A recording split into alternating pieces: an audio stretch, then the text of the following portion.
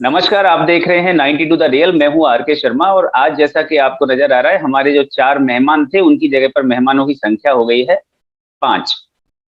कुछ मेहमान अगली डिबेट में आपके सामने आएंगे और उस डिबेट का जो मुद्दा है वो भी अलग होगा, लेकिन आज का जो मुद्दा है वो सबसे अधिक गर्मा गर्म बहस आपके सामने होने वाली है, क्योंकि हमने और हमारी टीम ने जो कोशिश की थी पिछले चुनाव में 10 फरवरी के बाद में और 10 फरवरी से पहले, और इस पूरे माहौल को बनाने के लिए अलग अलग चारों प्रत्याशियों का भी हमने आपको सर्वे दिखाया था बाद में कि कौन व्यक्ति किसको सपोर्ट कर रहा है। जब हम जगनेर ब्लॉक में गए तो वहां पर हमें कुछ अलग चीजें समझने को और देखने को मिली, लोगों की राय अलग देखने को मिली। जब हम सैया ब्लॉक में गए तो वहां पर कुछ अलग ही हट को देखने को मिला। लेकिन जब हम खेरागढ़ में वापस आते हैं तो वहां पर कुछ प्रत्याशियों के अलग रुझान नजर आए। बाद में जब हमने चुनावी सर्वे किया था तो उस चुनावी सर्वे के बाद में जो एक निष्कर्ष हम लोगों ने निकाला था वो ये था कि सबसे ज्यादा बड़ा मुद्दा जो मुझे देखने को मिला वो ये देखने को मिला कि प्रत्याशी या पार्टी दोनों के बीच में जो वोटर था वो इस तरह सोच रहा था अपने आप को कि मैं इधर जाऊं या मैं उधर जाऊं। वो कभी एक डिसीजन नहीं ले पा रहा था।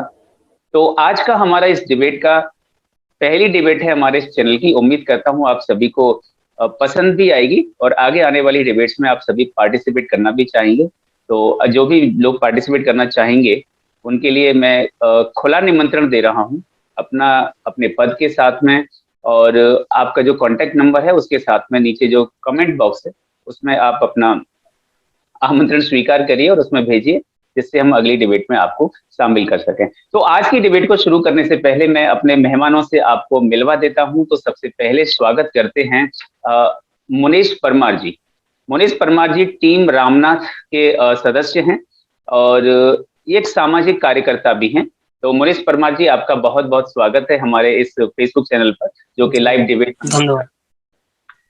इसके बाद मैं आपका स्वागत करता हूं भूपेंद्र परमार जी, जो कि सामाजिक कार्यकर्ता की भूमिका निभाते हैं, लेकिन फिलहाल एक बेरोजगार युवा छात्र हैं जिन्होंने की कई सारी परीक्षाएं जैसे यूपी कैट की परीक्षाएं वो भी पास कर रखी है, लेकिन इस समय बेरोजगार घूम रहे हैं, नौकरी की तलाश कर रहे हैं। तो एक युवा छात्र के रूप में भी उन्होंने हमारे चैनल में आज पार्टिसिपेट किया है। तो भूपेंद्र परमार जी, आपका स्वागत है। अब मैं आपकी मुलाकात करवाने जा रहा हूं जो हमारे बहुत दूर से एक खास मेहमान आज जुड़े हैं हमारी इस डिबेट में, और पिछले काफी समय से मेरे संपर्क में थे। तो मैंने उनको वादा किया था कि जैसे ही हमारी डिबेट स्टार्ट होगी, उन्होंने कहा था कि मैं आपके साथ जुड़ना चाहता हूँ और आना चाहता हूँ। और वो काफी दिन से हमारे चैनल को देख भी रहे थे, उनके कमेंट्स भी आ रहे थे, तो उनका जो फीडबैक था, really I was very affected from that. So please welcome Mr. मान Singh from the Bangalore। L&T में इस समय साइट इंजीनियर हैं। मान सिंह जी, आपका बहुत बहुत स्वागत है। लगता है मान सिंह जी का कनेक्शन हमसे अभी नहीं हो पा रहा है, तो बात करेंगे। उसके बाद मैं आपकी मुलाकात करवाऊंगा पुष्पेंद्र परमार जी। पुष्पेंद्र परमार जी इस समय हमारे साथ जुड़े हुए हैं। पुष्पेंद्र जी का अगर मैं एक सिंपल सा सादा सा इंट्रोडक्शन देना चाहूंगा, एक आम इंसान सामाजिक कार्यकर्ता की भूमिका निभाते हैं और बढ़ चढ़ करके सामाजिक कार्यों में हिस्सा लेते हैं, लेकिन एक विश्लेषक के रूप में आज हमारे बीच में पुष्पेंद्र परमार जी हैं। पुष्पेंद्र जी, आपका स्वागत है एक आम इंसान के तौर पर और हमारी इस डिबेट में विश्लेषक के तौर पर। अभी मानसिंह जी हमारे साथ में जुड़ चुके हैं। मानसिंह जी का कनेक्शन हमारे साथ हो चुका है। तो मानसिंह जी जो हैं एक खास मेहमान के रूप में आज हमारे बीच हैं और काफी दूर से इस समय हमारे साथ जुड़े हुए हैं, बेंगलोर से। मानसिंह जी इस समय अगर उनका होम टाउन की बात करेंगे तो वो आगरा के ही हैं, लेकिन इस समय बेंगलोर में कार्यरत है। एंड इन बेंगलोर L&T जो एक कंस्ट्रक्शन कंपनी है, in that company he is doing the job like site engineer. Mansingh ji, you're welcome in our this first debate on this channel. Thank you, thank you. And in the last let me tell you, शख्सियत जिनका मैं आपसे परिचय करवाने जा रहा हूँ, शायद कुछ लोगों को पता होगा और नहीं पता है तो इंजीनियर पवन परमार, जिन्होंने कि गांव सरेंदी से प्रधान पद के उम्मीदवार भी रहे थे। और पवन परमार जी सामाजिक कार्यकर्ता और भी हैं और एक इस समय इंजीनियर का भी जॉब करते हैं। तो इंजीनियर जी, आपका स्वागत है।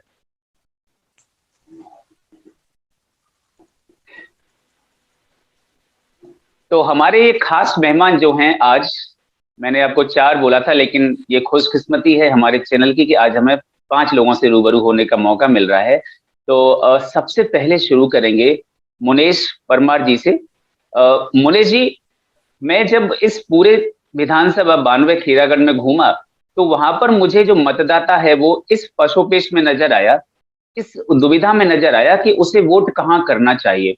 हालांकि इस समय वोट हो चुके हैं तो हमें उस मुद्दे को ज्यादा नहीं दिखाना है, लेकिन हमारा मुख्य मुद्दा यह है कि जो वोटर था उसे किधर सोचना चाहिए, उसे किधर जाना चाहिए, उसे प्रत्याशी की तरफ मुड़ना चाहिए, या जिस पार्टी ने प्रत्याशी को खड़ा किया है तो उस पार्टी को देख करके उसे ऐसे समझना चाहिए कि कोई भी खड़ा हो जाए, मैं तो वहां पर वोट डालना है, मुझे उस पार्टी को वोट डालना है।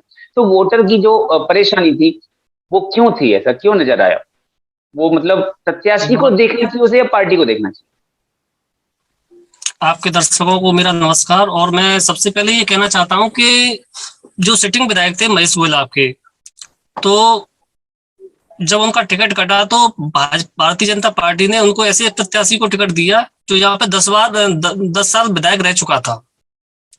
तो जनता इसी वजह से पसोपेश में थी कि जो 10 साल का जीता हुआ विधायक था उसने कोई काम नहीं किया, वो फिर से जनता के सामने फिर से आगे खड़ा हुआ। और एक बंदा वो था जो 17 साल से मेहनत कर रहा था, कोई आगरा से आया था, तो जनता समझ नहीं पा रही थी कि हमें किसको वोट करना है, क्योंकि वो प्रत्याशी था भारतीय जनता पार्टी का, उसको जनता ने देखा हुआ था, और जो सारे प्रत्याशी थे वो नए थे।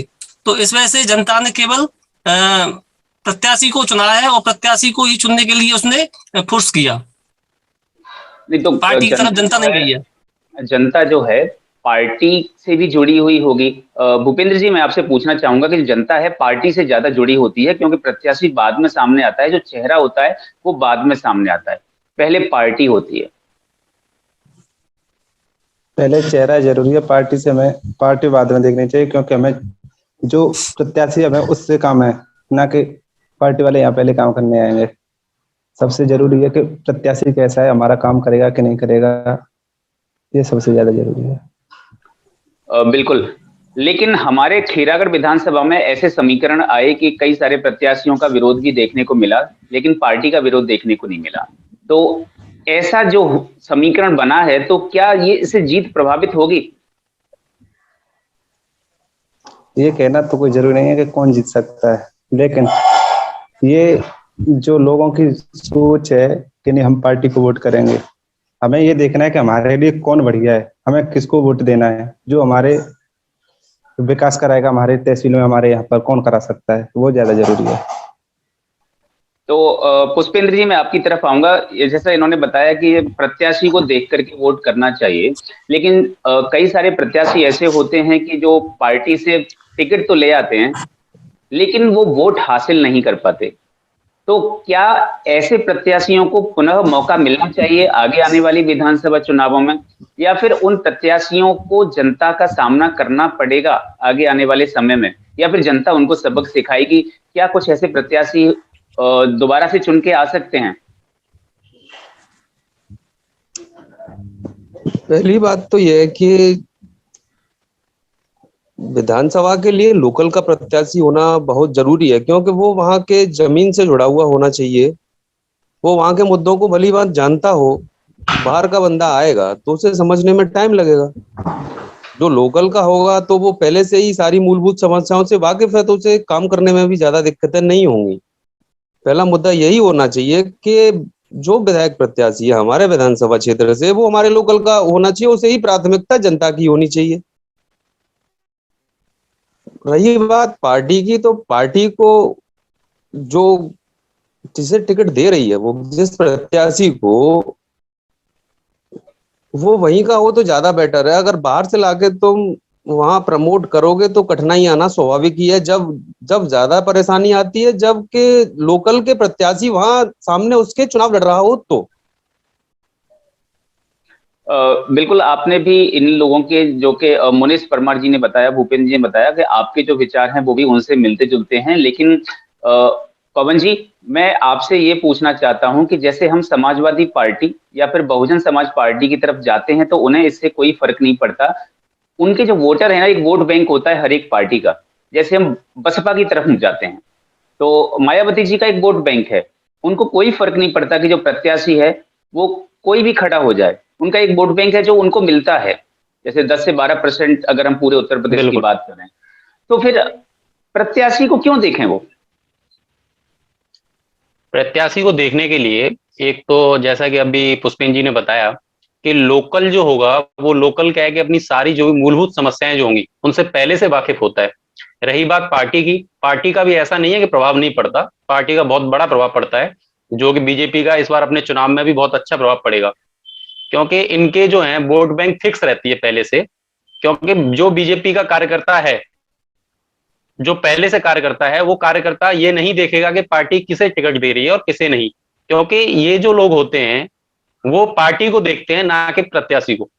अब प्रत्याशी यदि नहीं भी अच्छा है तो उनको सिर्फ ये है कि ऊपर जो बैठा है वो योगी है, वो इस तरीके से लेके अपनी आगे के जो मैनिफेस्टो जो दे रहे हैं वो उनका पहले से क्लियर है।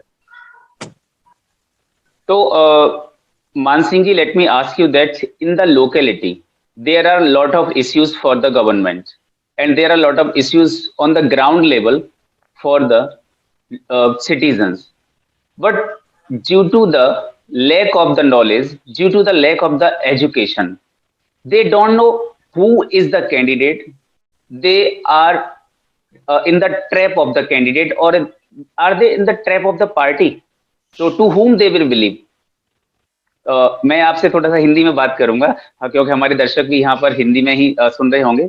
जो प्रत्याशी होता है और जनता होती है, जनता को कभी कभी क्या है, प्रत्याशी भ्रमित करने की कोशिश करते हैं, वो नए नए वादे करने की कोशिश करते हैं। एक और भ्रम ये होता है कि वो किसी दूसरी पार्टी से आकर के उस पार्टी में जाकर के टिकट हासिल कर लेते हैं किसी भी तरह से, ये इनके प्रकार लेना। जब वो टिकट हासिल कर लेते हैं तो जनता, ऐसा लगता है कि जनता ठग गई, जनता अपने आप को ठगा महसूस करती है। तो इस समय वो मुद्दों को देख करके वोट दे, या प्रत्याशी को देख के वोट दे, या only the dedication for the party? मान सिंह जी, प्लीज अनम्यूट योरसेल्फ।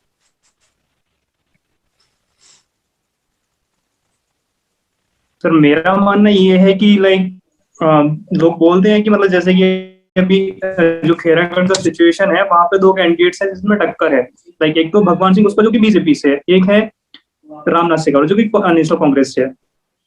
तो मेरा मानना ये है कि जैसे कि हम लोग, जैसे कि हमारा कैंडिडेट है, मैं एग्री नहीं करता हूँ इन बातों से जो लोगों ने बोला कि मतलब लोकल का ही मतलब कैंडिडेट होना चाहिए, बाहर का नहीं होना चाहिए। वो बंदा भी बाहर का नहीं है, वो भी वहीं का है वो, लेकिन उसका प्रॉब्लम क्या है कि देखो वो रहता है आगरा के अंदर, अब वो ग्राउंड में कितना जाता है, अपने क्षेत्र के अंदर कितना घूमता है, कितना नहीं घूमता है, कितना काम करता है, कितना नहीं करता है, वो डिपेंड करता है।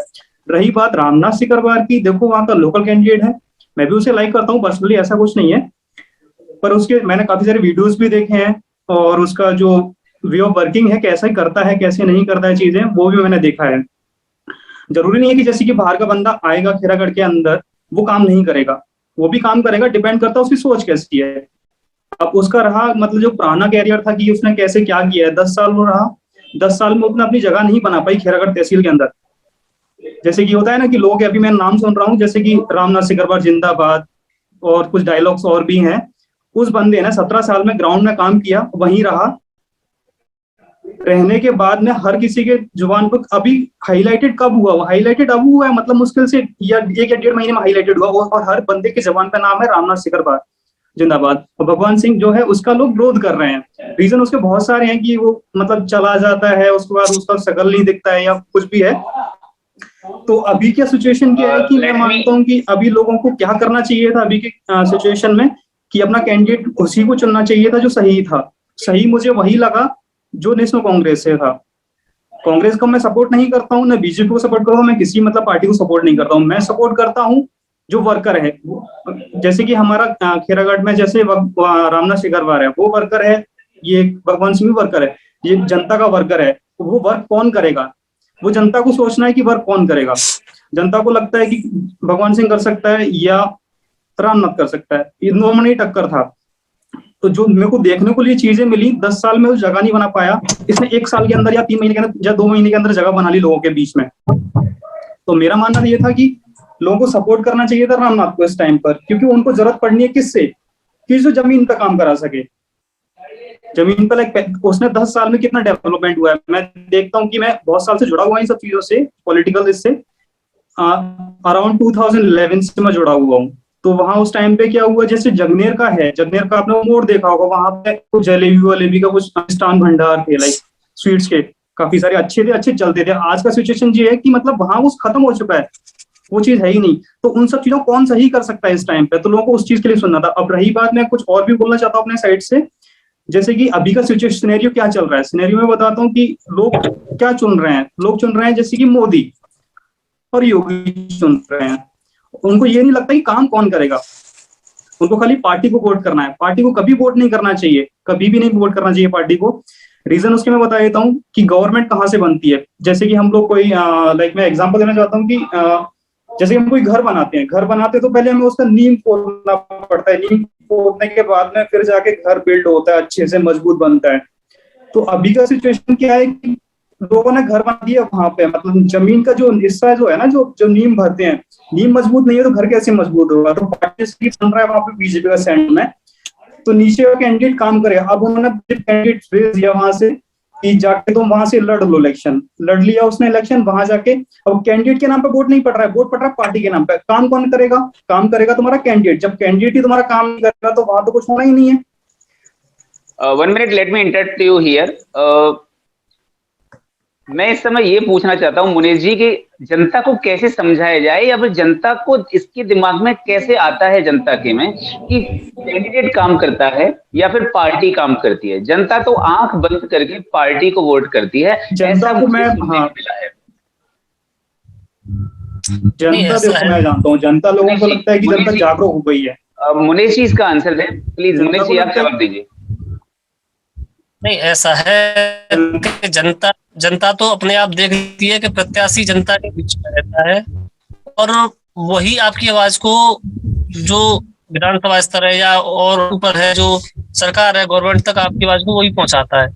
तो जनता ही सारी चीजें जानती है कि हमें केवल प्रत्याशी को ही चुनना है, चाहे वो किसी भी पार्टी का हो। अब जनता ने पहले भगवान सिंह को भी चुना था, महेश गोयल को भी चुना था, लेकिन भगवान सिंह जी ने क्या किया? भगवान सिंह ने एक ब्राह्मण जाति के लड़के को अपहरण कराया, हत्या करा दी, और खुलकर उन लोगों का साथ दिया जो एक समुदाय से बिलोंग करते थे। तो उन्होंने जो असुरता फैलाई थी, तो उसका जनता बहुत झेल चुकी थी और विरोध करती है। तो जनता ने एक उनके बात मैं यहाँ पे कारनामे आपको देख रोकना लिए थे चाहूंगा। और दोबारा। एक बात आपको मैं यहाँ पे रोकना चाहूंगा। तो मुनीष जी, मैं आपसे बात करना चाह रहा था। मुनीष जी, मैंने लास्ट में जो हमारे मान सिंह जी ने बोला कि जो लॉलीपॉप के रूप में अगर जो प्रत्याशी आता है, वो प्रत्याशी जनता के लिए कई सारे वादे करता है। जब हम किसी पार्टी की विचारधारा से जुड़े होते हैं, तो उस पार्टी की विचारधारा को हम माने या फिर प्रत्याशी की बात को माने, किसको वोट दें? ऐसा है साहब कि पार्टी की विचारधारा भी इन लोगों ने मानी है। पार्टी की विचारधारा देखने के पश्चात भी इन लोगों का कुछ भला नहीं हुआ। इस क्षेत्र को हमेशा उत्पीड़ित रखा गया। तो जो क्षेत्र उत्पीड़ित रखा है, तो जनता ने फिर अपने ही प्रत्याशी पर भरोसा किया। और वो रामनाथ इनके लिए नया नहीं है, वो 17 साल से मेहनत कर रहा है इस क्षेत्र के अंदर, और वो जनता की एक तरह से आवाज बन चुका है। और जैसे ही मान लो आदमी के कोई समस्या है हमारे लिए, तो वो प्रत्याशी, जब मान लो कोई विधायक होता है या सांसद होता है और उनकी तरफ आवाज पहुंचाए, वो आवाज नहीं पहुंच पाती है। तो जो लोकल बंदा होता है वो हमारी बात को अच्छी तरीके से रख सकता है। आपने देखा होगा 4 साल जीतने के पश्चात भी अभी तक हमारे क्षेत्र में नहीं आए हैं, आप जानते होंगे। तो आदमी इस तरह की भावनाओं से और इस तरह की विचारधाराओं से उब चुका है। अब आदमी ने खुद सोचा है कि हम अपने प्रत्याशी को ही जिताएंगे और अपनी आवाज हम खुद बनेंगे। और रामनाथ कोई जनता का भाड़े का प्रत्याशी है, एक तरह से आप समझ सकते हैं, क्योंकि जनता ने चुनाव लड़ा है, रामनाथ ने चुनाव नहीं लड़ा है। जनता ने खुद चुनाव लड़ा है, तो जनता ने मेहनत की है। तो जनता ने इतनी मेहनत की है तो वो प्रत्याशी क्यों नहीं जीतेगा? किसी एक प्रत्याशी विशेष की बात नहीं कर रहे हम यहाँ पर। मैं थोड़ा सा रोकूंगा आपको यहाँ पर। इंजीनियर साहब, मैं एक प्रत्याशी की यहाँ पर बात नहीं कर रहा। मैं बाकी के जो 3 प्रत्याशी हैं, मैं उनकी तरफ जब जाता हूं, तो मुझे गंगाधर कुशवाहा और भगवान सिंह कुशवाहा दोनों के बीच में एक जातिवाद का कनेक्शन नजर आता है। कुशवाहा वोटर्स जो हैं, उनके लिए सबसे बड़ी मुसीबत ये है कि जब कैंडिडेट हमारे 2 पार्टियों में बट गए, अगर हम जातिवाद के एक मुद्दे पर जाते हैं, एक बीजेपी की तरफ है, दूसरा बहुजन समाज पार्टी की तरफ है, तो ऐसी जगह पर कुशवाहा समाज ने वोट किसको अधिक किया होगा? सर इसमें एक बहुत बड़ा जो कि हो सकता है कि एक चैलेंजिंग मूड होगा चुनाव का। इसमें कुशवाहा वोट जो जाएंगे, मुझे जहां तक लगता है कि सारे के सारे बीजेपी को मिलेंगे, क्योंकि कहते हैं ना कि कोई चीज यदि बोनस में मिल जाए तो वो ज्यादा लगता है उनका तो कनेक्शन बोनस। टूट गया। एक्चुअली कॉल कॉल है सर, एक मिनट। हाँ जी। क्योंकि जो बोनस मार्क्स जो मिलते हैं वो बहुत अच्छे ही लगते हैं सबको। जो समाज, जो कुशवाहा समाज के साथ हुआ वो सेम यही हुआ है, क्योंकि एक तो उनको बीजेपी पार्टी मिली, दूसरी चीज उनको उनका कैंडिडेट भी मिल गया। और गंगाधर कुशवाहा जी जो है वो अभी नए थे, उनका इतना वर्चस्व नहीं था, जो कि गंगाधर कुशवाहा जी को ना मतलब वोट मिले होंगे उनको, ऐसा नहीं है, क्योंकि उनको जो बहुजन समाज पार्टी का वोट मिलेगा और भी बहुत सारे वोट मिलेंगे, लेकिन जो कुशवाहा समाज है 90% वोट कुशवाहा समाज का सारा भगवान सिंह कुशवाहा को गया होगा। अच्छा, आपने जब कुशवाहा समाज की बात करी है तो मैं अभी ऐसे ही एक और समाज की बात करता हूं जो कि ठाकुर बाहुल्य है। हमारे क्षेत्र में बहुत अधिक वोट है। पुष्पेंद्र जी, मैं आपसे एक सवाल करना चाहूंगा कि जो ठाकुर बाहुल्य है, क्या वो रोहतान सिंह जी की तरफ गया है? क्योंकि जयंत चौधरी, एक जो किसानों का एक बड़ा मसीहा माना जाता है उनको इस समय, चौधरी चरण सिंह के बाद में जयंत चौधरी जो हैं अजीत सिंह के पुत्र, किसानों की पार्टी माना जाता है। क्योंकि जब उनके सामने समाजवादी पार्टी का कोई भी एक ऐसा चेहरा नहीं था, तब जाकर के उन्होंने रोहतान सिंह जी को टिकट दी। अब रोहतान सिंह जी को जब टिकट दी तो एक बड़ी मुश्किल हालात में है। जो ठाकुर बाहुल्य है वो उसमें से कुछ वोट बीजेपी के लिए दिए हैं हमारे 92 विधानसभा खीरागढ़ में। लेकिन जब उनको ये लगता है कि रोहतान सिंह एक ऐसा चेहरा जो कि मैदान में तो है लेकिन थोड़ी सी पहचान अभी कम नजर आ रही थी उनकी, तो क्या ऐसे समय पर समाजवादी पार्टी के साथ में जो गठबंधन था वहां कुछ ठाकुर बाहुल्य के वोट जाएंगे, या फिर बीजेपी बैंक, वोट बैंक जो है वो ठाकुर का भगवान सिंह कुशवाहा जी की तरफ मुड़ेगा? यहाँ पे ठाकुरों के वोट किसी एक प्रत्याशी पार्टी के लिए नहीं गए, तीनों जगह मेरा मानना है जहां व्यक्तिगत के तीनों जगह डिवाइड हुए, और सबसे बड़ा हिस्सा रामनाथ जी के लिए, दूसरा हिस्सा पार्टी के लिए, बीजेपी के लिए जो ठाकुर हैं वो वहां वो मूलभूत कार्यकर्ता हैं, वो पार्टी से जुड़े हुए लोग, वो पार्टी के लिए।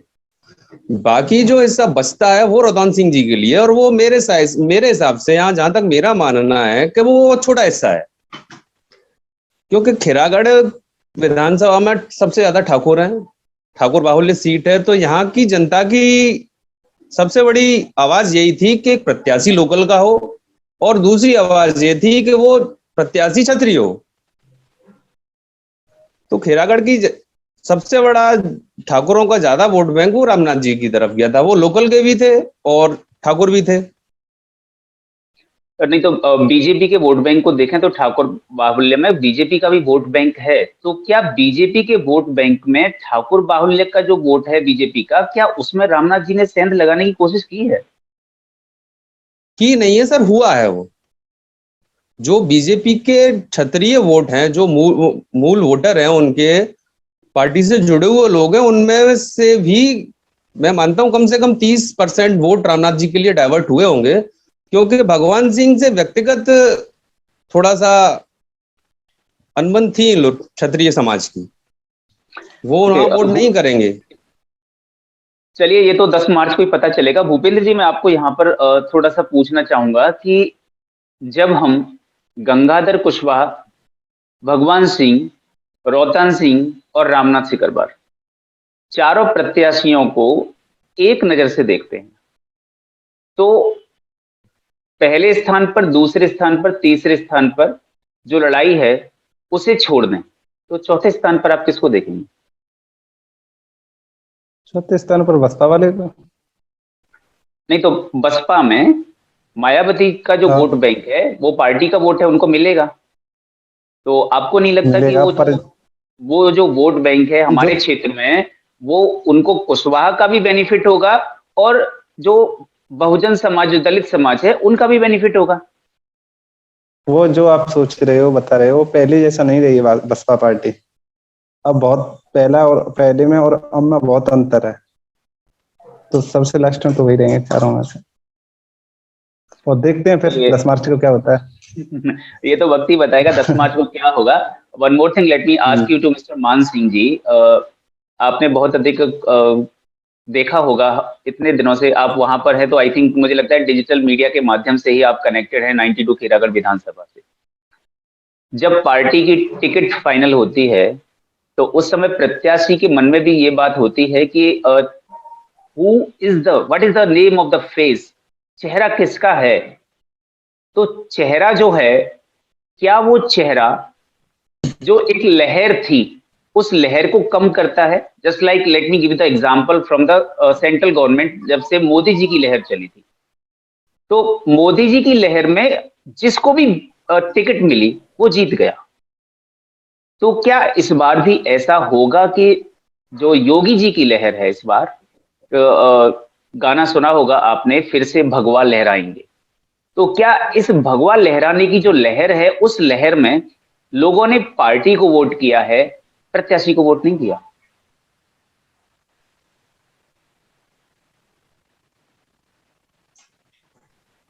सर आपकी बात ठीक है। इस टाइम पहले जो लहर थी ना कि जो भी कैंडिडेट आएगा उसको वोट देंगे, जो महेश गोयल इससे पहले जो साल जो रहा है, उस टाइम पे ये लहर बहुत लेवल पे चल रही थी उस टाइम पे।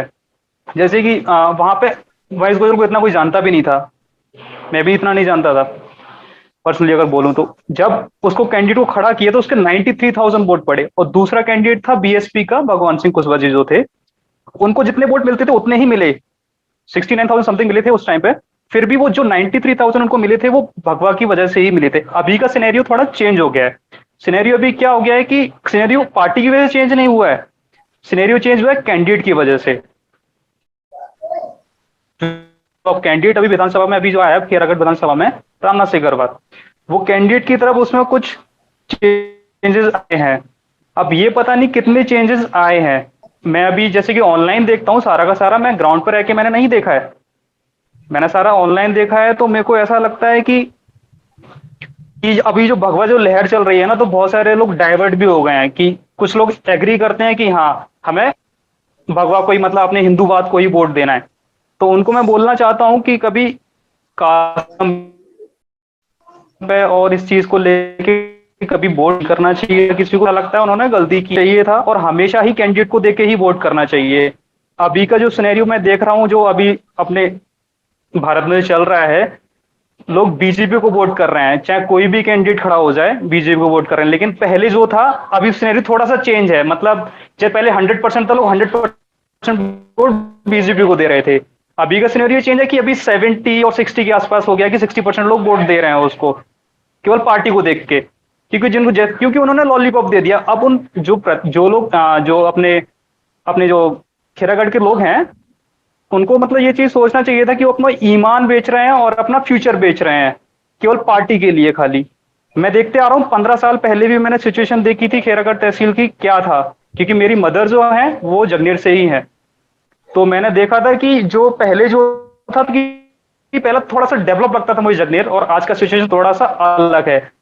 जो कैंडिडेट 10 साल वहां रहा, सिचुएशन वरेस्ट हो गई है कि पीपल वहां से जा रहे हैं काम के लिए बाहर, पीपल बाहर जा रहे हैं काम के लिए अपने। जैसे कि पहले लोग वहीं रहते थे, कुछ लोग जाते थे। अभी का क्या हो गया, जो पत्थर मंडी था और भी कुछ एक दो चीज थी जो लोगों की फसल, पानी का बहुत ज्यादा प्रॉब्लम हो गया। जो इंसान 10 साल रहा उसने वो चीज सॉर्ट आउट नहीं कर पाया। एक भी चीज सॉर्ट आउट कर देता तो शायद मैं जानता था कि डेवलपमेंट हुआ है, तो प्रत्याशी को वोट देना चाहिए और पार्टी को ही वोट देना चाहिए। सॉरी, मेरे को ऐसा लगता है कि बिल्कुल आपने सही बताया ये बात कि प्रत्याशी और पार्टी दोनों में से अगर पार्टी की कुछ योजनाएं होती हैं जिनका लाभ प्रत्याशी नहीं दे रहा, उनका लाभ पार्टी दे रही है। जैसे मैं अगर बीजेपी की कुछ योजनाओं की बात करूं तो श्रम कार्ड के जरिए लोगों को पैसे मिल रहे हैं, नमक, तेल, राशन जो भी मिल रहा है सभी लोगों को इस समय मिल रहा है, तो वो एक योजना है सरकार की।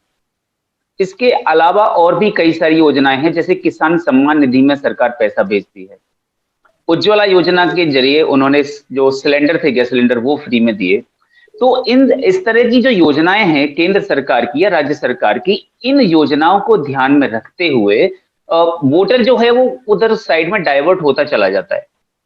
It means he or she don't know what is the name of the face.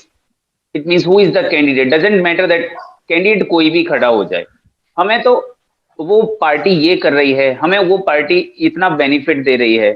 तो मुनेश जी, अगर किसी पार्टी की तरफ से योजनाएं चल रही हैं, उन योजनाओं का लाभ सरकार को, जो सरकार लाभ दे रही है लोगों को, तो जनता क्यों ना उनको वोट करे, प्रत्याशी को क्यों वोट करे, फिर पार्टी को क्यों ना वोट करे? जी सर, ये ऐसा है सर राकेश आरडी शर्मा जी के ये लोग एक बाजीगर हैं. आपने देखा होगा कि खाद्यान्न योजना के तहत कांग्रेस ही इस योजना को लेके आई थी, जो हर गरीब को दिया गया था. और ये लोग क्या लेके आए? ये लोग बेरोजगारी लेके आए. ये लोग 40 करोड़ कम से कम गरीब थे, इन्होंने 80 करोड़ गरीब कर दिए. सबको उस पर डिपेंड कर दिया इन लोगों ने. इन्होंने विकास के नाम पर और केवल हिंदू मुस्लिम और जय श्री राम इस तरह के नारे लगाते हैं. इनसे आप सवाल पूछो. नहीं तो जय श्री राम का नारा बुरा नहीं है. नहीं, मैं कब कह रहा हूँ सर, मैं कब कह रहा हूँ बुरा है, लेकिन इन लोगों को जो मेन मुद्दा है उससे केवल भटकाने का काम करते हैं ये लोग. और जब इनसे विकास की बातें की जाए, इनसे जो राष्ट्रीय संपदा थी जो कांग्रेस ने बनाई थी, इन लोगों ने इस तरह को बेचने का काम स्टार्ट कर दिया. तो आप अगर इनसे पूछ सके तो आप इनसे पूछा कि एक निगम ये खड़ा नहीं कर सकते कभी भी, क्योंकि एक निगम खड़ा करने में अरबों खरबों रुपये खर्चा होता है. इन्होंने अपने ही जो व्यापारी है जिनमें इनकी दलाली होती है, कुछ क्या होता है जानकारी नहीं है, लेकिन इन लोगों ने इसको कम रेटों पर इसको अपने ही उन लोगों को बेच दिया और देश की संपदा को करने का काम किया है. 1 मिनट, घोटाले तो कांग्रेस पार्टी ने भी किए ना. अगर घोटाले कांग्रेस ने किए तो ये लोग साबित कर दें और उनको जेल डाल दें. सरकार इन लोगों की है, सरकार इन लोगों की है, मीडिया इनकी है. स्पेक्ट्रम घोटाले का आपको ध्यान है? स्पेक्ट्रम घोटाला, 2G स्पेक्ट्रम घोटाला, कोयले का घोटाला हुआ. बिल्कुल ध्यान है सर, बिल्कुल ध्यान है मेरे को, लेकिन आज तक ये लोग साबित नहीं कर पाए हैं. और आज 7 साल से ज्यादा सरकार को हो गया. अगर सरकार में अगर ये लोग दोषी होते तो आज ये जेल में डाल चुके होते, लेकिन इन्होंने केवल गुमराह किया. 14 में भी गुमराह किया था और 19 में भी गुमराह किया इन लोगों ने, और ये अब आज भी गुमराह कर रहे हैं. विकास उनके उसमें है ही नहीं. तो पार्टी के जो विकास के मुद्दे हैं, उन विकास के मुद्दों पर कैंडिडेट जो हैं वो तो वोट उन्हीं विकास के मुद्दों पर मांग रहे हैं. पुष्पेंद्र जी, माफ कीजिए, भूपेंद्र जी से मैं इसका प्रश्न का उत्तर चाहूंगा. पार्टी जो है वो विकास के मुद्दों पर ही वोट मांग रही है. जैसे आपने एक वीडियो देखा होगा, राशन मिल रहा है, तो वो विकास का मुद्दा है ना पार्टी के पास में कि राशन मिल रहा है, और वाकई में राशन मिल रहा है. और जब राशन मिल रहा है तो क्यों ना वोट करे, वो फिर प्रत्याशी को क्यों देखे कोई भी खड़ा हो जाए. ये मैंने 92 विधानसभा खीरागढ़ में कई जगह पर बात जाकर के देखी, और प्रत्याशी ने भी ये बात कही है. आपने अगर उनका चुनाव प्रचार देखा हो तो उसमें कई जगह पर ये बात कही है कि भारतीय जनता पार्टी खड़ी है. उनके जो कार्यकर्ता हैं वो भी यही कह रहे हैं कि योगी जी खड़े हैं, या फिर भारतीय जनता पार्टी को वोट दें, प्रत्याशी को नहीं, भारतीय जनता पार्टी को वोट दें. देखिए, राशन कार्ड और ये श्रम कार्ड है, ये तो श्रम कार्ड तो अभी स्टार्ट हुआ है, कितना टाइम हुआ है इसे? चुनाव के टाइम पर हुआ है ना. और राशन कार्ड चुनाव से करीब चुनाव से कुछ दिनों पहले या कुछ महीने पहले कह लीजिए, कुछ महीनों पहले 1-2 किस्तें आई थी शायद. तो ये इस टाइम पर क्यों आया? ये आता तो पहले आना चाहिए था ना, तो अब क्यों आया इस टाइम पर? ये भी तो देखिए, ये सिर्फ लेने के लिए, जनता को गुमराह करने के लिए उस टाइम पर ऐसी सुविधाएं लाते हैं कि हम जनता को कैसे अपनी ओर खींचे. अगर ये चीज रही बात तो इसकी राशन की, तो राशन तो पहले मिलता था कि नहीं? ये जो एक्स्ट्रा नमक है और कुछ जो 2-3 और आइटम जोड़ दिए गए हैं, वो भी कुछ दिन पहले ही जोड़े गए थे. एक बात मैं यहाँ पूछना चाहूंगा, जो कार्यकर्ता हैं या फिर जो नेता हैं या जो बड़े नेता हैं, हाई प्रोफाइल नेता हैं, वो भी यही बात कहते हैं कि जब कांग्रेस की सरकार थी या और सरकारें थी, उन सरकारों में से जब 10 रुपए केंद्र की तरफ से भेजे जाते थे, उनमें से जो लोगों तक पहुंचते थे तो केवल 1 रुपया पहुंचता था या 2 रुपए पहुंचते थे, बाकी के 8 से 9 रुपए वहां खर्च हो जाते थे रास्ते में. ऐसा सरकार कहती है, केंद्र सरकार भी इस बात को कहती है, और जो सत्ता में सरकार है वो भी यही बात को कहती है। और अब जो पैसे हैं वो सीधे सीधे खाते में जा रहे हैं, तो जो बिचौलिए थे उनका काम खत्म हो गया। ये भी एक मुद्दा है सरकार के पास में, तो क्यों ना सत्ताधारी सरकार को वोट करे। यानी कि आप कहना चाह रहे हैं कि मतलब भ्रष्टाचार नहीं हो रहा है, यही तो ना? नहीं, मैं ये नहीं कह रहा भ्रष्टाचार नहीं हो रहा, भ्रष्टाचार तो हो रहा है, लेकिन भ्रष्टाचार तो हो रहा है, कार्यकर्ता कह रहे हैं कम हो रहा है। कम और ज्यादा का ये कौन सा पैमाना है उनके पास कि कम हो रहा है कि ज्यादा हो रहा है? ऐसे कैसे कह सकते हैं? जो काम पहले अगर थाने में या कहीं जाते हैं, जो काम पहले 500 रुपए में होता हुआ 1000 रुपए में हो रहा है, काम सब हो रहे हैं, सबकी अलग अलग रेट बढ़ा दी गई है। मुद्दे जो हैं हमारे, उन मुद्दों की बात करें तो आगे आने वाली डिबेट्स में बात करेंगे। फिलहाल का हमारा मुद्दा है कि जो प्रत्याशी होता है वो लोकल का या बाहर का या फिर पार्टी का, तो चेहरा किसका देखना चाहिए, प्रत्याशी का देखना चाहिए या फिर पार्टी का चेहरा देखना चाहिए। अलग अलग पार्टियों ने अलग अलग प्रत्याशी खड़े किए। सबसे बड़ा जो विवाद हुआ, पवन जी काफी देर से वेट कर रहे हैं, मैं आपकी तरफ आऊंगा। सबसे जो बड़ा विवाद हुआ, पहली बार इस 92 खैरागढ़ विधानसभा में इतनी उठापटक हुई जब भारतीय जनता पार्टी की टिकट फाइनल हुई। तो क्या वोट बैंक को ध्यान में रख करके टिकट फाइनल नहीं की गई? जैसा कि अभी मैं आप लोगों का सबका सुन रहा था, यहाँ पे प्रत्याशी पार्टी 92 जो अपना यहाँ मुद्दा था उसको छोड़ के लोग पार्टियों के बारे में बात कर रहे हैं। हाँ, पार्टी देखिए कोई बुरी नहीं होती, बीजेपी ना सपा ना कांग्रेस, लेकिन जो कि बीजेपी में जो आज जो 10 साल जो निकले हैं जो सरकार के, इनमें यदि देखा जाए तो काम ऐसा नहीं है काम नहीं हुए, सिर्फ जय श्री राम का नारा ही नहीं लगाया, काम भी किए हैं। इसीलिए पार्टी दूसरी बार बहुत अच्छे चुनावों सीटों से जीती, और आने टाइम पे भी देखो शायद सब कुछ अच्छा ही रहेगा। अपनी विधानसभा में क्या हुआ, बता दूं, सीट कम हुई। जी जी, कई सारे बिल्कुल कम हुई, बिल्कुल कम हुई, लेकिन फिर भी अपने बहुमत से सरकार बनाई। ऐसा नहीं हुआ कि उनको किसी की जरूरत पड़ी, लेकिन जो एनडीए में थे वो उनके साथ में सब शामिल रहे और अच्छे से रहे। रही बात अपने 92 विधानसभा की, इसमें जो हुआ, पार्टी को, बीजेपी पार्टी को ये सोच समझ के फैसला लेना चाहिए था, क्योंकि अपनी विधानसभा में ठाकुर बाहुल्य क्षेत्र है, कई ठाकुर नेता वहां पे वोट अपनी सीट के लिए मांग भी रहे थे। यदि बीजेपी पार्टी यदि इस चीज को ध्यान में रखते हुए टिकट का वितरण करती तो बीजेपी को हराने वाला कोई नहीं था। आज ये लोग जहां पर जो बैठ के यदि बातें कर रहे हैं रामनाथ जी के बारे में कि रामनाथ जी अच्छे वोटों से जीतेंगे, तो ये एकदम समीकरण चेंज हो जाता। रीजन सिर्फ रामनाथ जी का ये है, रामनाथ जी 17 सालों से चुनाव में अपने क्षेत्र में घूम रहे हैं, मेहनत कर रहे हैं और उन्होंने बहुत अच्छे काम किए। उनका मुकाबला है भी नहीं किसी से इस टाइम पे, वो हो सकता है अच्छे वोटों से जीते भी। लेकिन बीजेपी के जो वरिष्ठ नेता हैं उनको ये सोचना चाहिए था सीट देने से पहले, क्षेत्रीय जैसे कि अपना सभी लोग जांच कराते हैं टिकट देने से पहले, उनको ये देखना चाहिए था कि टिकट देनी किसे चाहिए थी। तो हो सकता है कि उनसे गलती हुई है टिकट देने में, और जिसका वो भरपाई जो चुनाव का रिजल्ट जब आएगा उसके बाद उनको पता चलेगा। प्रत्याशी टिकट देने में गलती नहीं हुई, मुझे लगता है मुनीष जी, जब भारतीय जनता पार्टी ने भगवान सिंह कुशवाहा जी को हरा करके दूसरे नंबर पर रखा था उनको, पहले नंबर पर भारतीय जनता पार्टी जीती थी उस समय, तो शायद कहीं यही कारण तो नहीं था भगवान सिंह कुशवाहा जी को इस बार टिकट देने का? नहीं, ऐसा कुछ नहीं है। थोड़ा सा उन लोगों का विरोध था और कुशवाहा समाज था, उसका भी कुछ अलग वोट बैंक था, तो उन्होंने समझा कि ये ठाकुर और ब्राह्मण लोग तो है ही, और छोटी छोटी शेड्यूल कास्ट भी है साथ में, ओबीसी वर्ग भी है, तो क्यों ना हम कुशवाहा समाज को भी साथ लेके और अच्छे से तरीके से सीट निकाल देंगे। लेकिन ये दाव उनका उल्टा पड़ गया और जनता ने अपना मूड चेंज कर लिया। श्याम भदौरिया, दानवीर परमार, कुछ ऐसे चेहरे हैं, दिगंबर सिंह ठाकरे जो टिकट हासिल नहीं कर पाए, ऐसे कई सारे चेहरे थे, अरुण पचौरी, ऐसे कुछ नाम आपने देखे होंगे। मुझे लगता है कि आपने दीवारों पे अभी भी उनके होर्डिंग लगे हुए हैं प्रचार के, टिकट हासिल करने का दम भर रहे थे। सत्यदेव दुबे, उमेश सैथिया, तो कई पार्टियां उनको टिकट नहीं दी। तो ये उन लोगों का समीकरण रहा होगा कि क्यों नहीं उन लोगों ने पार्टी को, उन लोगों को छोड़ के भगवान सिंह कुशवाहा को टिकट दी।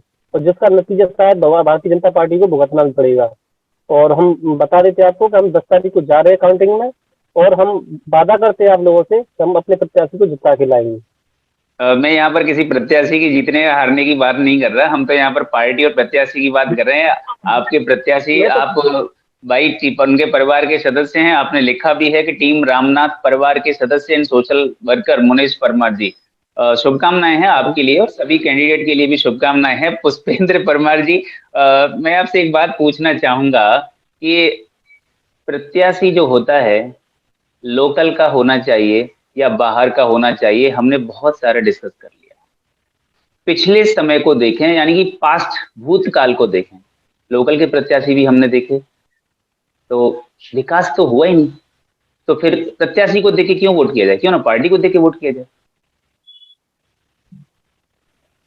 सर पिछले कुछ टाइम से पार्टियों की कोई विचारधारा नहीं रही, जैसे कि दल बदलू। भगवंत सिंह जी पिछले 15 सालों से बसपा के कार्यकर्ता के रूप में काम करते रहे, और न तो भगवंत सिंह जी की कोई विचारधारा रही और न बीजेपी पार्टी की कोई विचारधारा रही। विधानसभा 92 के ऊपर 4 दिन पहले उन्हें भगवा उड़ा के और प्रमोट कर दिया जाता है। वोटर को ये लोग बेवकूफ समझते हैं, ये समझते हैं ये वोटर कुछ समझ ही नहीं रहा, ये पार्टी को वोट करेगा।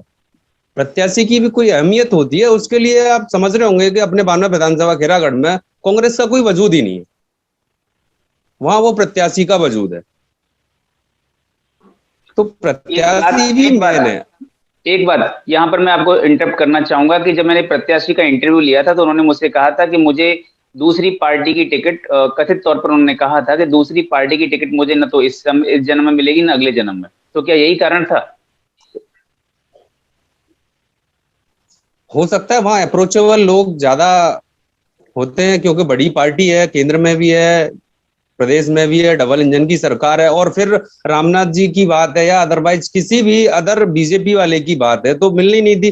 दिगंबर सिंह ठाकरे वर्षों से कार्यकर्ता हैं, दानवीर जी हैं, हम देख रहे हैं पिछले 10 साल से कितनी अथक मेहनत कर रहे हैं। वो हमारे परिवार जैसे पड़ोसी हैं, उन्होंने क्या नहीं किया बीजेपी के लिए, वो दावेदार थे, उन्हें नहीं मिली। मीनाक्षी से करवा रहे हैं, बरवर की हैं, वो भी राजनीतिक पृष्ठभूमि से आती हैं, उन्हें टिकट नहीं मिला।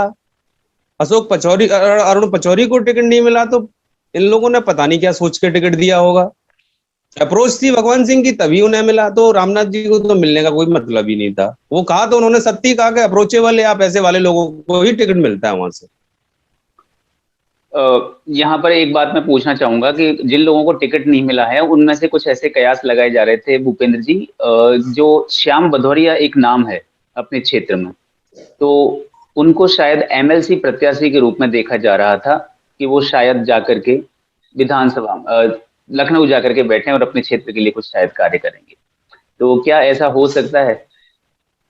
वो चुनाव से पहले का किस्सा था। अगर चुनाव से पहले अगर वो होते तो शायद मैं मानता हूं कि 100% वो वहां एमएलसी प्रत्याशी होते। पर अब खैरागढ़ विधानसभा में काफी टाइम से जुड़े हुए हैं श्याम भदौरिया जी, अब इलेक्शन हो चुका है तो मैं नहीं मानता कि वो श्योर हैं। मेरी शुभकामनाएं उनके साथ कि उन्हें मिले, पर मुझे नहीं लगता कि अब वो एमएलसी प्रत्याशी होंगे। वो वोट बैंक का समीकरण था क्षत्रिय वोट को समझाने के लिए। बिल्कुल। मैं वापस लौट के आता हूं मान सिंह जी आपके पास में। जिस तरीके के समीकरण बने हैं, जिस तरीके से टिकट का डिस्ट्रीब्यूशन हुआ, उन सारी चीजों को देखें तो वोटर जो है थोड़ा सा निराश नजर आया इस बार। क्यों नजर आया? कि वो प्रत्याशी या पार्टी दोनों में चुनाव नहीं कर पा रहा। अब वो निराशा पुराने समय के कार्यकाल को देखकर थी या फिर टिकट के वितरण को देखकर थी? मान सिंह जी आप लाइन पर हैं? लगता है मान सिंह, हाँ मान सिंह जी मैं आपसे बात कर रहा था कि जो निराशा दोबारा बोल सकते हैं क्योंकि वो अभी कनेक्ट नहीं हो पा रहा था ठीक से voice. Okay, I was asking that voters were disappointed when I was surveying in the field. Voters were looking disappointed due to the candidate, but candidate already appointed 2 times for the legislative assembly member. 2 bar MLA चुने गए वो 2007 में 5 साल के लिए जब बसपा की सरकार थी, उसके बाद 2012 में चुने गए जब अखिलेश यादव की सरकार थी। लेकिन जब बसपा की सरकार सत्ता में थी तब खेरागढ़ से वो चुने गए। लेकिन 2012 की बात करें तो अखिलेश यादव की सरकार थी, तब वो बसपा से हमारे यहां से चुने गए।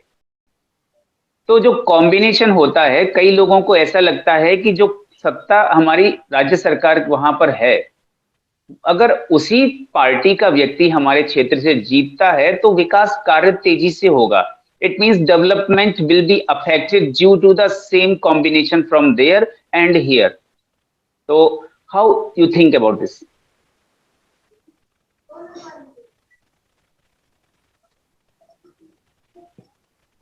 आपका जो वॉइस है ना, मेरे को बहुत ब्रेक हो रहा है, तो कुछ चीजें उसमें एक बार मैं दोबारा से बोलूंगा, रिलेट करता हूँ। मैं आपको बोल दूं, जनता जो है वो कई जगहों पर मैं गया तो जनता निराश नजर आई, और जनता ने एक बात और बोली कि वहां पर भारतीय जनता पार्टी की सरकार अगर बन रही है तो हमें भारतीय जनता पार्टी की सरकार यहाँ भी बनानी है, यानी भारतीय जनता पार्टी का जो कैंडिडेट है उसको हमें जिताना है, जिससे कि कॉम्बिनेशन हो और विकास कार्य थोड़ा सा तेजी से हो। तो क्या ये सही है? मैं बिल्कुल एग्री नहीं करता हूँ इस बात से, बिल्कुल भी सही नहीं है। देखो, जब कोई भी, जैसे किसी फैमिली में, एक एग्जांपल लेता हूँ, हमें कोई फैमिली रन करनी है तो उसमें एक मदर होते हैं, एक फादर होता है। अगर बच्चा अपने फादर के पास जाता है, फादर बात नहीं मानता, तो फिर वो मम्मी को बोलता है कि मम्मी देखो ये प्रॉब्लम, पापा बात नहीं मान रहे हैं। तो यहाँ पे क्या हो रहा है कि अपोजिशन पूरा खत्म हो चुका है, फादर है खाली, वो जो करेंगे उनको मानना ही पड़ेगा। तो लोगों को समझना पड़ेगा इस चीज को कि हमें अपोजिशन भी स्ट्रॉन्ग रखना है अपना। अगर लोगों को समझ में नहीं आ रहा है अभी, तो समझ में आना चाहिए, जितना जल्दी आ सकता है उतना। जब तक अपोजिशन अपना स्ट्रॉन्ग नहीं रहेगा ना, तो यही सिचुएशन हमें फील करनी पड़ेगी कि लाइक कि हमारा जी कैंडिडेट को वोट दें हम या पार्टी को वोट दें। मेरा मेन मकसद है कि हमें हमेशा ही कैंडिडेट को ही वोट करना चाहिए, चाहे जिस की पार्टी का हो। है तो इंडियन पार्टी है ना, किसी की विचारधारा गलत नहीं है, किसी की विचारधारा गलत नहीं है। उन्होंने भी 70 साल राज किया ना, उन्होंने भी 70 साल दीजिए। अभी जो जो लोग समझना चाहते हैं कि हमें वोट बीजेपी को करना चाहिए, पार्टी को करना चाहिए या कैंडिडेट करना, मैं एक एग्जांपल दे देता हूं कि विचारधारा को लेकर, जो बीजेपी की विचारधारा को लेकर मैं बात करूं तो, कि उन्होंने फोकस किस चीज को ले किया है, उन्होंने हिंदू को फोकस किया है। हिंदू को पॉपुलेशन कितना है इंडिया के अंदर? 80% पॉपुलेशन है हिंदूज का। अगर जो वो काम करते हैं हिंदूज के लिए ही करते हैं, तो उनको पता है कि इसमें से 40% भी इन्फ्लुएंस हो जाएंगे तो हम लोग जीत जाएंगे। उस विचारधारा को लेके वो लोग चल रहे हैं, और इसीलिए अपनी मर्जी से वो कैंडिडेट को भेज देते हैं और थोप देते हैं। तो ये जनता को सोचना पड़ेगा, हमें कैंडिडेट को ही वोट देना है, ना कि पार्टी को। तो इस टाइम पे ये था कि हमें डिसाइड करना था कि क्या करना चाहिए कि नहीं करना चाहिए। और ये लोग, बहुत लोग डाइवर्ट हो रहे हैं कि मैं पैड को वोट करना चाहिए। डाइवर्ट इसलिए हो रहे हैं क्योंकि उन्होंने सिलेंडर फ्री दिया, राशन फ्री दिया, बहुत सारी योजना लेके आए, राम मंदिर बनवा दिया। राम मंदिर के बारे में भी बोलना चाहता हूँ। राम मंदिर अगर चाहे कांग्रेस की सरकार होती या अखिलेश की जो एसपी है या बीएसपी है, वो भी बनवाते उसको, क्योंकि कोर्ट का ऑर्डर था। ये अपनी पॉकेट से नहीं बनवा रहे हैं उसको, जिसकी भी पार्टी होती है वो बनवाती। अब इन्होंने अपने ऊपर ले लिया कि हम हिंदूवादी हैं, देखो हमने मंदिर बनवा दिया। ऐसा कुछ नहीं है, कोर्ट का ऑर्डर था, कोई भी पार्टी होती बनवाती। ये मेन मुद्दा बना था पिछली बार इलेक्शन के अंदर, और उसी के ऊपर वोट मिले थे। लेकिन लोगों को समझना चाहिए था इस चीज को लेके। लेकिन थोड़े टाइम बाद मैं जानता हूं कि लोग थोड़ा समझ जाएंगे कि ये वोट बैंक की राजनीति है, और लोगों को समझना चाहिए। अगर कोई, जैसे कि ये लोग देते हैं कि हमने इतना सारा मतलब फैसिलिटेट किया, लोगों को घर दिए, राशन दिया और सिलेंडर, वो बहुत सारी फैसिलिटेट किया। कोई भी गवर्नमेंट होती, सबके अपने अपने एजेंडे होते हैं, वो अपना काम करते हैं। पहले राशन मिलता था लोगों को, बहुत सारी। हाँ, और एक और एग्जाम्पल मैं आपको देता हूं। आज लोगों को लगता है कि जागरूक होना चाहिए, तो कैसे होना चाहिए? जब सरकार उस टाइम पे, उन्होंने, आज से कितना टाइम हो गया, 10 साल हो गया, 8-10 साल हो गया उसकी पहले ही। आपकी आवाज ब्रेक हो रही है, मैं आपको यहाँ पर रोकूंगा, हमारे पास समय बहुत कम है। मैं छोटे से संक्षिप्त में जानना चाहता हूँ इन द लास्ट, अब हम आखिरी समय में हैं, तो भूपेंद्र जी मैं आपसे पूछना चाहूंगा, फिर अगर मैं किसकी सरकार,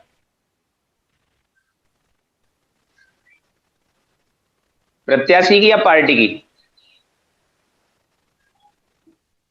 अनम्यूट कर लीजिए अपने आप को। खीरागढ़ में इस बार जनता ने प्रत्याशी को चुना है या पार्टी को चुना है? आखिर में प्रत्याशी को चुना है खीरागढ़ में। चलिए, भूपेंद्र जी ने अपना डिसीजन दे दिया है। इंजीनियर साहब, पवन जी, खीरागढ़ में इस बार जनता ने प्रत्याशी को चुना है या पार्टी को?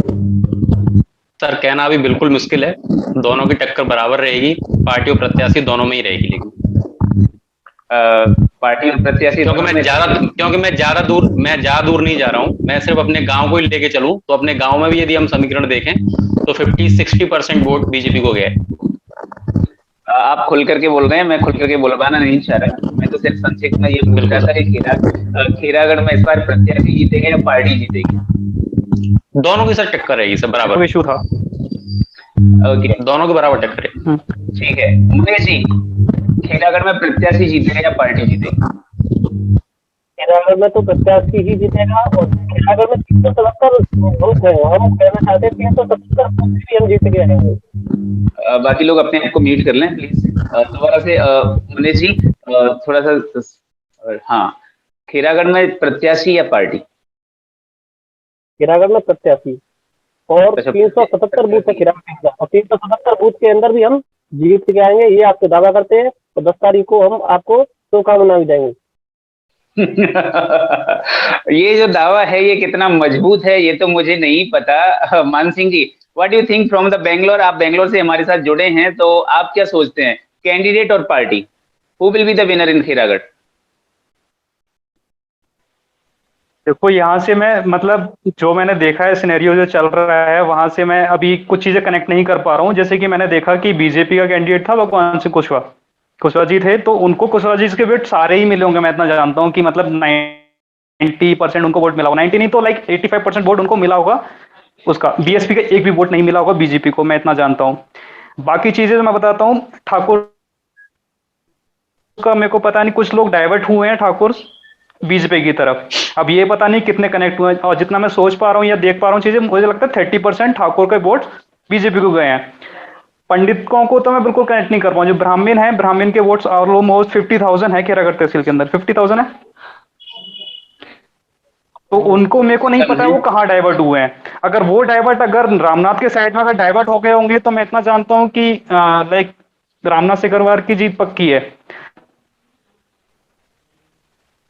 चलिए, तो मैं आपसे खुल के नहीं पूछ रहा था, but openly you have told me the name. Let me finish from the Pushpendra जी।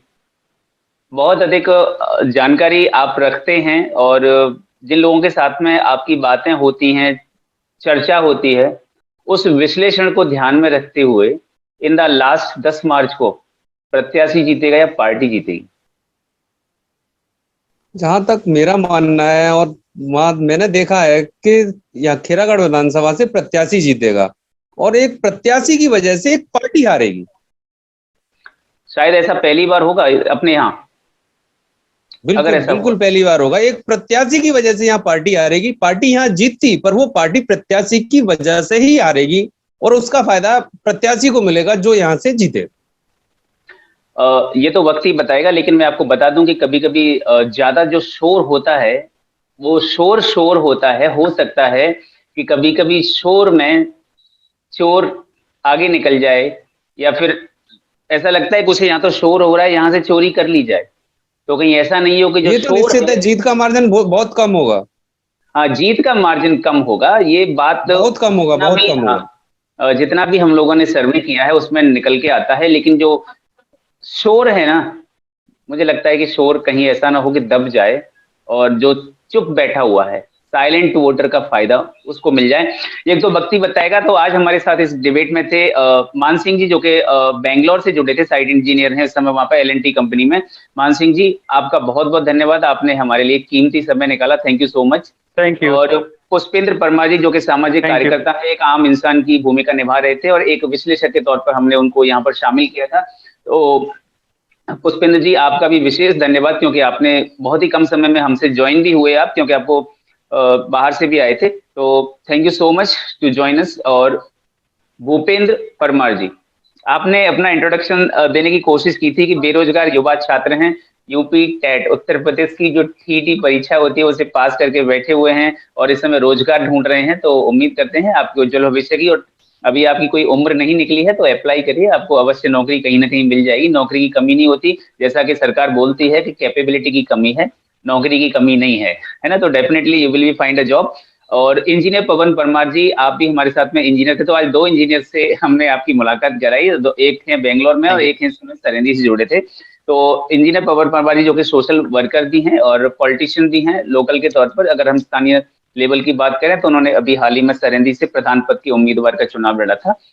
तो आप सब लोगों के साथ में एक और जो सदस्य थे वो डायरेक्टली रामनाथ परिवार सदस्य से जुड़े हुए थे। मोनिश जी, आपका बहुत बहुत धन्यवाद और शुक्रिया, आपने अपना कीमती वक्त हमारे लिए निकाला। तो आप सभी के जो एक सॉल्यूशन या कंक्लूजन कहते हैं उसके हिसाब से देखें तो खेरागढ़ में ये तो वक्त ही बताएगा, क्योंकि आपने सभी ने अपना अपना नजरिया पेश किया है। हमारा जो चैनल है वो अपना नजरिया पेश सर्वे के माध्यम से कर रहा है, उसके द्वारा हमें अभी भी थोड़ा बहुत अप एंड डाउन, जैसे आप 50 और 60 समझ लीजिए, ऐसा नजर आता है। लेकिन आगे जो बहस होगी उस डिबेट में मैं ऐसे लोगों को आपके सामने लाऊंगा जो कि कुछ पार्टियों और प्रत्याशियों के भी कैंडिडेट होंगे, उनके साथ में हम अपनी बहस को जारी रखेंगे। और ये डिबेट आपको कैसी लगी सभी दर्शकों को मैं बताना चाहूंगा कि you please right in the comment box में अपना नाम और नंबर नोट कर लीजिए या लिख दीजिए, जिससे आपको भी हम अपनी बहस में शामिल कर सकें। और आप सभी को बहुत बहुत धन्यवाद। Once again let me tell you that who will be the winner on the 10th मार्च। कौन जीतेगा 10 मार्च को, उसकी पल पल की खबर हम आपको 10 मार्च को भी बताएंगे, जो कि हम वहां वोटिंग काउंटिंग होती है वहां अवेलेबल रहेंगे। तो जुड़े रहिए हमसे और देखते रहिए 92 द रियल।